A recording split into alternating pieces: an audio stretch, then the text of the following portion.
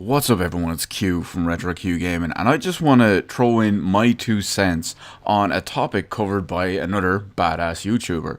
That guy is DreamcastGuy. You probably already know him. If not, why do you not know him? This is just real strange to me.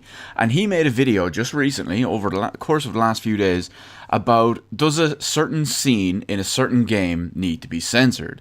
Now, he was mostly specifically talking about one scene in Detroit Become Human. It's one of the highly publicized scenes, one of the one they really show off to drive the point home in the trailers and the demos and whatever.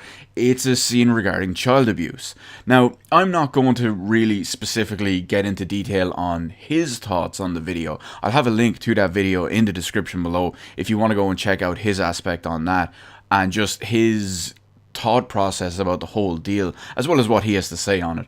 But what I'm going to do in this video is I want to talk about video games as a whole, and do I think some aspects of them should be censored. So like I said, I'm not really going to focus specifically on that one scene from Detroit Become Human. I'm more just going to look at it in general as a whole. So when you look at all types of games, from hell, even way back in the NES days, sure, there was death, there was violence, there was blood, there was murder, etc, etc.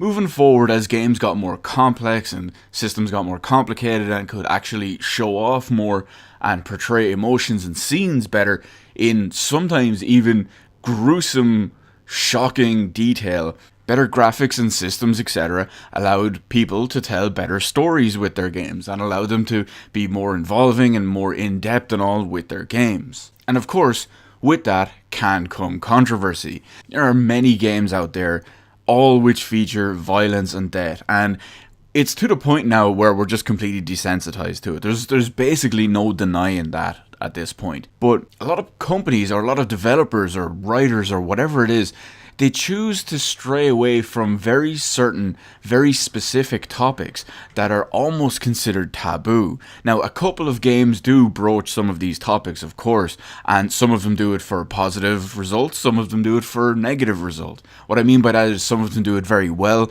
and it comes across and makes the game and the story better. Some of them do it in a terrible way, or just a way that doesn't fit whatsoever, and it ends up either not adding anything to the story whatsoever, or makes it actually even worse if it was just so stupid and out of place. Although funny enough, now that I think about it, many of these games are also David Cage games. And now, just real quick, before we go any further, I do of course want to say that I realize that many of these situations and all are real problems. They are real life problems. They have caused many people all types of unimaginable anguish, physical, mental, emotional pain, trauma, etc. Very well aware of that. But at the same time, I am just on the camp and on the side that believes that video games should not be censored in any way whatsoever. I mean, when you take the new Detroit Become Human trailer in, you've got the domestic abuse side of it, the child abuse side of it. You have other games that have similar tones and similar situations with domestic violence, physical abuse, mental abuse, psychological abuse. There's games with sexual assault and rape and all sorts of crazy shit. But here's the thing, these developers want to tell a story.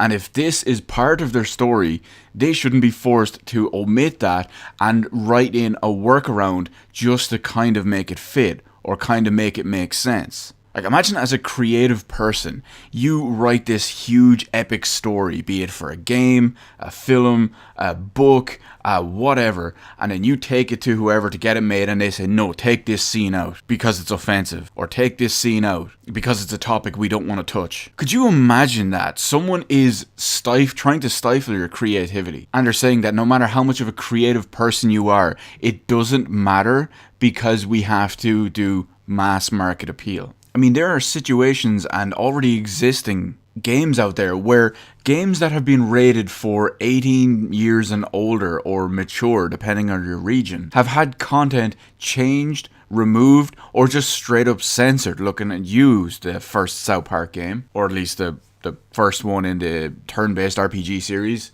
So despite these games not being available to people under the ages of 17 or 18, something that they should be available to at their proper maturity level, these games get censored in certain areas. And not to mention that they get content changed, removed, or censored just to not get a specific rating, because that rating is generally perceived in whatever way, shape, or form, or it's treated differently because of what it is. Some games don't want to be mature rated, some want to be teen rated. Some games don't want to be adults only rated and want to be mature rated.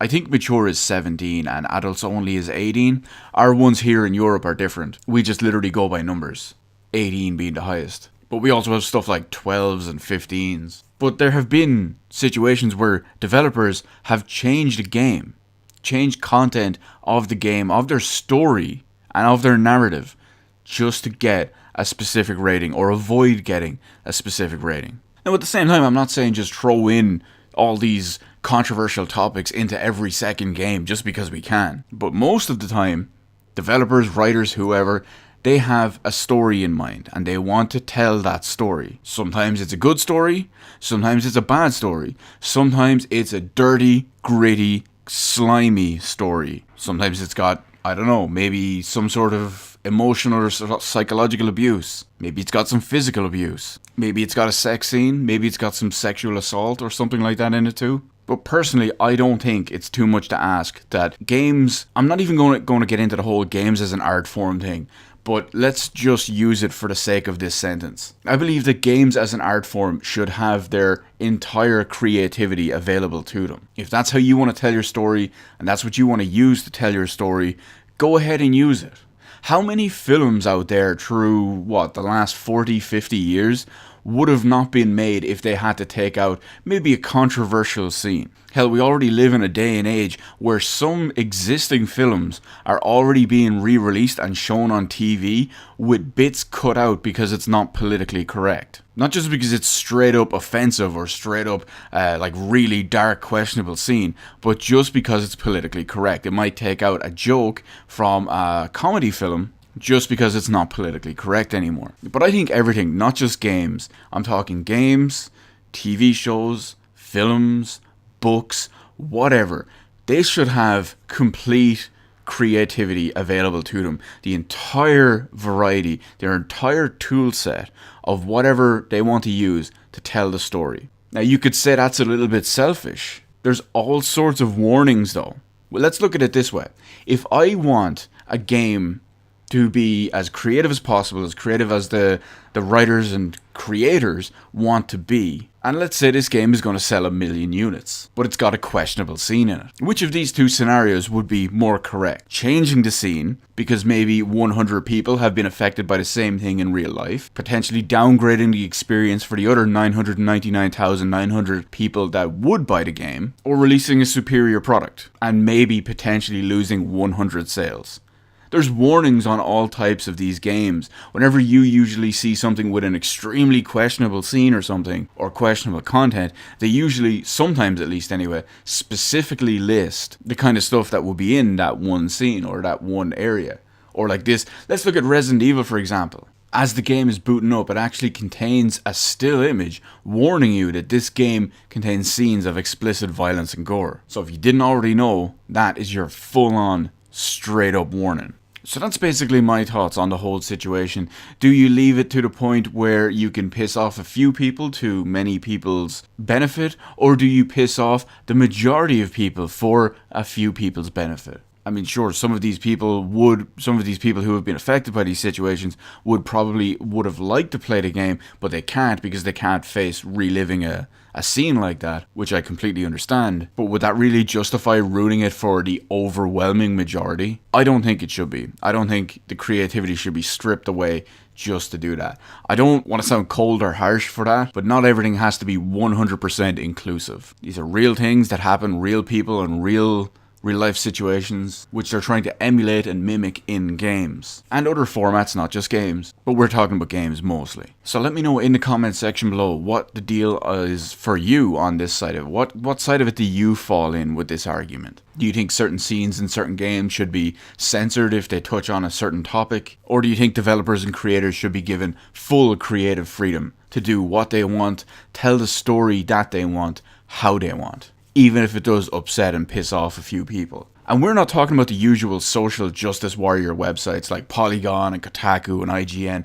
They'll find a reason to hate on and do whatever with anything. They're tools. I'm talking about the real people who actually play a game, not the people who are paid bloggers who are probably literally paid just to find something wrong that they can kick up a big fuss about and somehow tie it into some sort of weird identity politics or whatever the fuck they do. Anyway, I'm rambling. Let me know in the comment section below your side of it, where you fit in on it and why, as well as if you've ever had any specific situations. Have you ever thought, wow, I seen a scene in a game and I thought, wow, I really wish I didn't play this? Or have you ever had to buy a game, play it, and then see a scene and think, wow, I really wish that was cut out? Even if it didn't affect me, that was just too much. Let me know all that stuff anyway in the comment section below. Hit the like button, hit the subscribe button. Thank you for watching. I will see you in the rest of the videos in my channel.